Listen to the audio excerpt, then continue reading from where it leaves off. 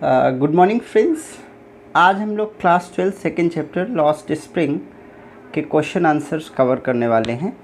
और दोस्तों, मैं आपको ये जानकारी बता दूं कि इसके पहले मैंने जो detail line by line explanation है इस चैप्टर का मैं कर चुका हूं। आज हम लोग इसके क्वेश्चन आंसर कवर करेंगे। ठीक है दोस्तों, देखिए पहला क्वेश्चन क्या है। What is Sahib looking for in the garbage terms, where is he and where has he come from. तो प्रश्न इसमें देखिए अलग अलग प्रश्न पूछा है। पहला प्रश्न ये पूछा है कि साहिब जो है गार्बेज डंप में क्या सर्च कर रहा है, एक चीज़ तो ये है। दूसरा वेयर इज़ ही, अभी कहाँ पे है, और where he has he come from, मतलब वो कहाँ से आया है। तो यदि आपको ध्यान हो, चैप्टर मैंने आपको पढ़ाया है, तो देखिए साहिब ढूंढ क्या रहा था, साहिब ढूंढ रहा था क्या, साहिब वैसे आंसर में क्या है कि Sahib is looking for gold. क्या ढूंढ रहा है, gold.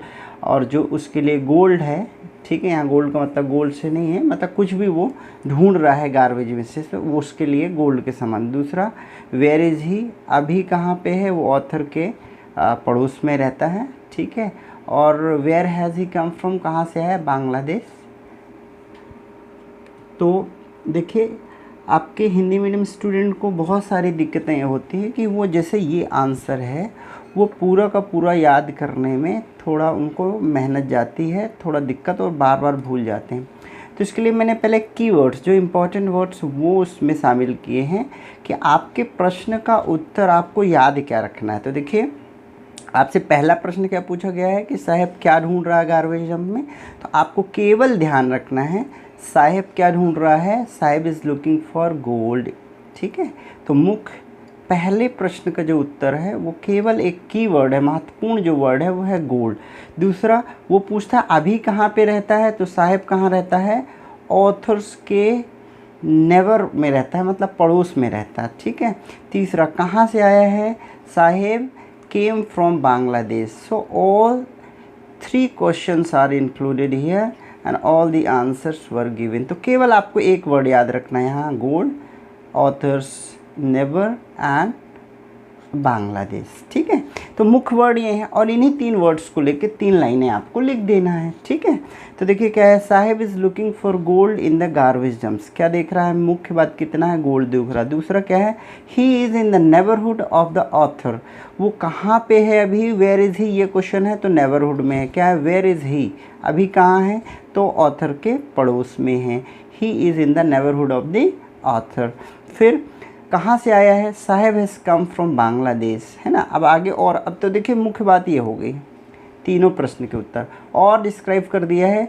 His house was set amidst the green field of Dhaka. Dhaka कहाँ है, बांग्लादेश में, ठीक है। He came from his mother in 1971। तो आपको पता है कि बांग्लादेश 1971 में आया, बना, उसी वक्त ये लोग यहाँ जो है शरणार्थी के रूप में आ गए थे, ठीक है। चलते हैं सेकेंड क्वेश्चन की तरफ। सेकेंड क्वेश्चन देखिए, what explanation does the author offer for the children not wearing footwear. वो कह रहा है कि जो है फुटवेयर जो है वो बेयर फुटेड रहते हैं, बिना मतलब शूज़ के रहते हैं, शूलेस रहते हैं, उसका क्या रीज़न है। तो एक रीज़न तो ये बताता है ऑथर बताती हैं कि एक तो ये है कि एक तरीके से, एक तो उनके पास पॉवर्टी है ही, लेकिन कई बार एक तरीके से क्या है, एक ट्रेडिशन है, एक परंपरा है कि वो एक आदत बना लेते हैं कि हमें बेयर फुटेड रहना है, और यदि है भी तो वो नहीं पहनते हैं। और दूसरा वो अपने उस पॉवर्टी का जो है, उस पॉवर्टी से निकल नहीं पाते हैं, निकलना नहीं चाहते, ठीक है। तो ऑथर बताते हैं होने के बावजूद भी वो उस जो है रेंज से बाहर नहीं आ पाते हैं, आना नहीं चाहते, ठीक है। तो देखते हैं यहाँ पे जो कीवर्ड क्या पूछा है कि जो है what explanation does the author offer, मतलब क्या ऑथर जो है रीज़न बताते हैं एक तरीके से क्यों चिल्ड्रन वेयर फुट रहते हैं या फुटवेयर नहीं पहनते हैं। तो देखिए आपको कीवर्ड क्या है, महत्वपूर्ण वर्ड क्या है, एक ट्रेडिशन है। क्या ट्रेडिशन है, टू स्टे बेयर फुट, मतलब एक परंपरा टाइप की है कि वो क्या रहते हैं, टू स्टे बेयर फुट, है ना। और दूसरा ये एक तरीके से ऑथर बताते कि एक एक्सक्यूज़ है, बहाना टाइप का है अपनी स्टेट ऑफ पॉवर्टी, मतलब पॉवर्टी शो करने का। तो कुछ लोगों के पास होने के बावजूद भी वो इस रेंज से बाहर आना नहीं चाहते या आ नहीं पाते। ठीक है, इसको देखते हैं। अब इन्हीं 2 वर्ड से अपन आंसर देखते हैं। देखिए, the explanation offer bye the author, ये देखिए पूरा एक्सप्लेनेशन, अभी डज चूँकि प्रश्नवाची नहीं अपन उत्तर दे, डज गायब है। एक्सप्लेनेशन द ऑथर ऑफर, ये देखिए वही लाइन है, the explanation offered by the author is, क्या बताया उसने, that it is a tradition, ये मुख्य लाइन है, it is a tradition to stay barefoot. तो एक लाइन ये आपकी महत्व, it is a tradition to stay barefoot, बाकी आपका पहली लाइन प्रश्न में ही है, तो आपको एक लाइन ये छोटी सी लर्न करना है, ट्रेडिशन टू स्टे बेयरफुट। फिर देखिए, it's not lack of money, मतलब लैक मतलब कमी, ये ऐसा नहीं है कि पैसों की कमी के कारण है। She wonders if this is only an excuse, और वो बताते हैं कि ये क्या है, एक तरीके से एक्सक्यूज़ है, क्या करने का, to explain away a perpetual state of poverty, poverty show करने का, दिखाने का, जो भी लगातार एक लंबे समय से बनी है। ठीक है, she also remembers the story of a poor boy who prayed to the goddess for a pair shoes. तो आपको पता है कि ये हमने उसमें कहानी में पढ़ा था कि एक कहानी वो याद करते हैं, ठीक है, ओडीपी में, कि एक पुअर बच्चा क्या कर रहा होता है, टेम्पल में जो है प्रे कर रहा होता है कि उसके पास क्या हो जाए, शूज़ हो जाए। ठीक है, चलते हैं अगले क्वेश्चन की तरफ। Is Saheb happy working at the tea stall. अब लास्ट में आपको पता कहानी के कि साहब कहाँ काम करने लगता है, टी स्टॉल में। तो पूछते हैं ऑथर कि क्या वो खुश है, तो आंसर क्या है कि नॉट, वो खुश नहीं है। क्यों? क्योंकि अब he is not his own master. अब चूँकि वो क्या काम करता है, टी स्टॉल में, तो एक तरीके से एनस्लेव हो गया या डिपेंडेंट हो गया। क्या हो गया, एक तरीके से डिपेंडेंट। पहले वो डिपेंडेंट नहीं था, भले उसके पास प्लास्टिक बैग था या वो गार्बेज में से कुछ ढूंढता रहता था। जल्दी देखिए इसका आंसर क्या है। तो पहले पूछता क्या साहेब हैप्पी है, तो आपका सिंपल आंसर है साहेब क्या है, नॉट हैप्पी। अब एक कह रहा है इसका कारण एक्सप्लेन करिए, तो कारण देखिए क्या है, पहले उसके पास जो है वो गार्बेज में से ढूंढता रहता था, तो जो प्लास्टिक बैग लिया रहता था वो उसके स्वयं का रहता है। ये एक दर्शा रहा है कि वह खुद अपनी मर्जी का मालिक है, मतलब इंडिपेंडेंट है। क्या है, इंडिपेंडेंट है। इसका मतलब है कि उसके पास इंडिपेंडेंट है, उसके पास क्या है, खुद का अपने मर्जी से काम करता है। और लास्ट में उसने क्या लिया है, कैनिस्टर लिया है जो कि शॉपकीपर का है। वो बताता है डिपेंडेंसी, क्या बताता है, डिपेंडेंसी, कि वह एक तरीके से उसके अधीन हो गया और उसका एनस्लेव हो गया। देखिए, no Saheb is not happy, तो मुख्य बात यही है। प्रश्न ये पूछा क्या खुश है, नहीं, not happy working at tea stall, बाकी प्रश्न ले लिया।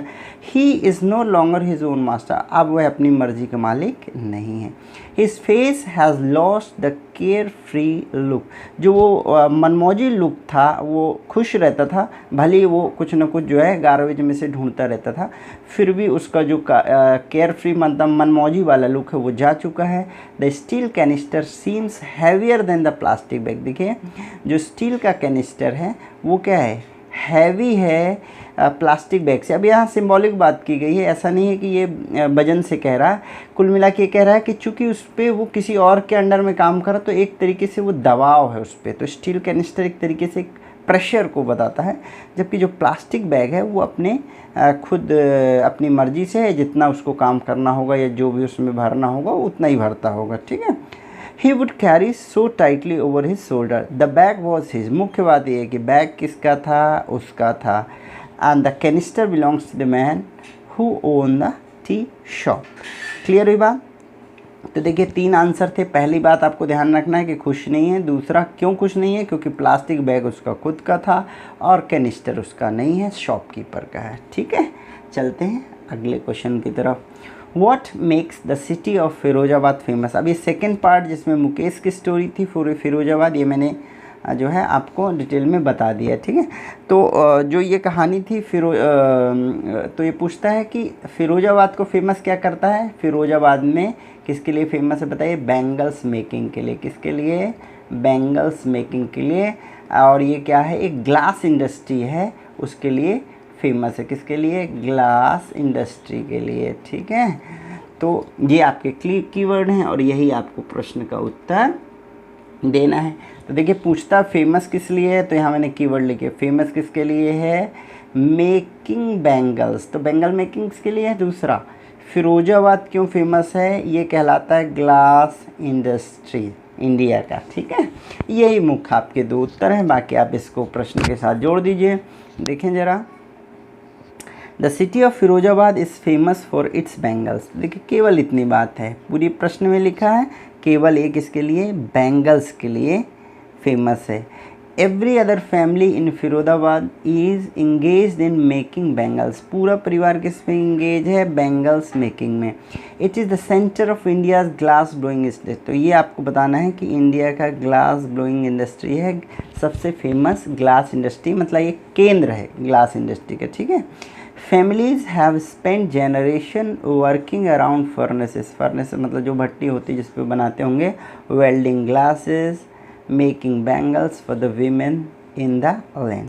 तो देखिए काहे के लिए सारी जो फैमिली है, पीढ़ी दर पीढ़ी मतलब जनरेशन दर जनरेशन वो क्या है, वर्क कर रहे हैं फर्नेसेस में, भट्टी के सामने क्या करते हैं, वेल्डिंग करते हैं, बैंगल्स बनाते हैं महिलाओं के लिए, ठीक है।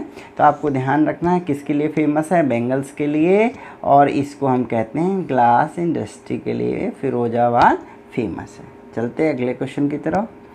Mention the hazards of working in the glass bangles industry. Hazard मतलब होता है खतरा, डेंजर। क्या खतरा है इस पे? तो देखिए हमने चैप्टर में देखा था खतरा क्या है। सबसे बड़ा खतरा है कि उनके आँख में के नीचे या उनके आँख के आसपास क्या आ जाता है, एक डार्क जो है डार्कनेस आ जाती है, ठीक है। और दूसरी बात जो उनकी आई साइट है, जिस उनकी जो रोशनी है वो लगातार जाती रहती है, और जब तक कि वो एडल्ट होते हैं, मतलब जब तक कि वो युवा होते हैं, जवान होते हैं, तब तक अपनी नज़र की जो रोशनी है, आई साइट है, वो खो चुके होते हैं, ठीक है। ये इसके खतरे, ठीक है। तो हमने यहाँ लिखा है, अपने मुख्य बात क्या है कि जो उनकी आइज़ हैं, देयर आइज़ आर डार्क, ठीक है, और they lose their eyesight, और उनकी जो नज़र की रोशनी है वो लगातार जाती रहती है, ठीक है। देखें ज़रा, boys and girls with their fathers and mothers sit in dark hutments. Hutments मतलब छोटा सा बंद, मतलब छोटा सा कमरा आप कह सकते हो, एक ऐसा डार्क हटमेंस मतलब छोटे से बंद कमरे में। तो कौन कौन हो, चाहे बच्चे हों, लड़के हों, लड़कियां हों, वो अपने मम्मी पापा के साथ बैठ कर के बहुत बंद जगह पे क्या करते हैं, बैठते हैं। Next two lines of flames of flickering oil lamps, और ऑयल लैम्प से जो ज्वाला निकल रही होती है, लौ निकल रही हो, उसके सामने बैठते हैं। They weld pieces of coloured glass into circles of bangles, और वो बैंगल्स का सर्कल बनाते हैं। Their eyes are more adjusted to the dark. ये उनकी आंखें कैसे होती जाती हैं, उनकी डार्कनेस जो है होता जाता है, than to the light outside. They often end up losing eyesight before they become adults.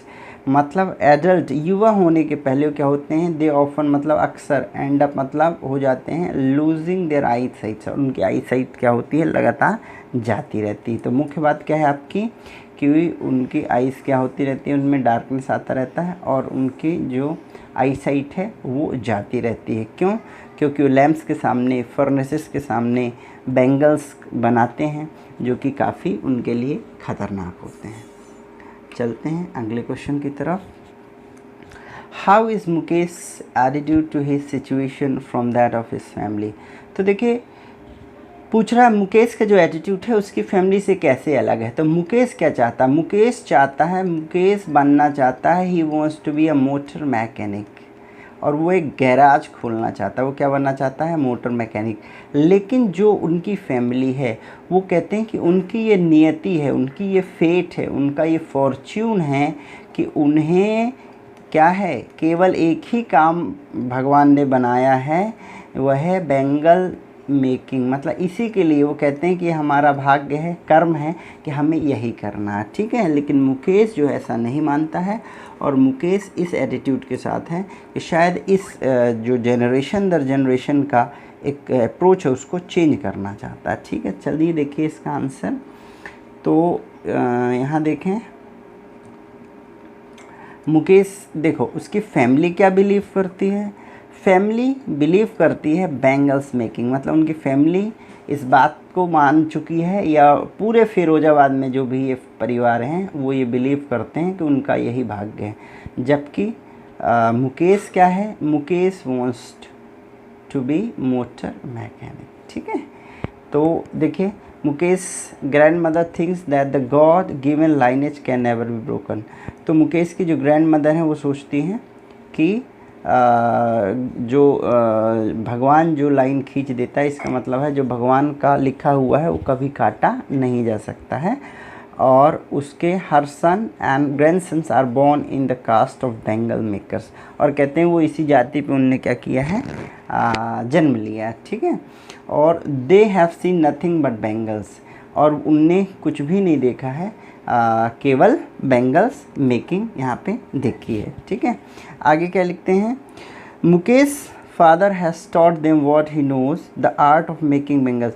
और मुकेश के पिताजी ने केवल एक ही आर्ट उनको सिखाया है, क्या, the art of making bangles. इसके अलावा उन्हें कुछ आता ही नहीं है।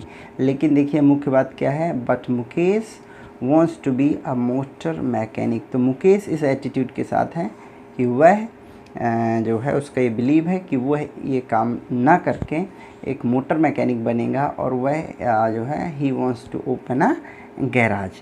ठीक है। तो ये था दोस्तों आपका लॉस्ट स्प्रिंग के क्वेश्चन आंसर।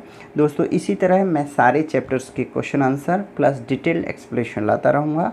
आप अपनी किसी प्रकार की समस्या के लिए मुझे please do inform me in the comment box. Thank you very much. जय हिंद।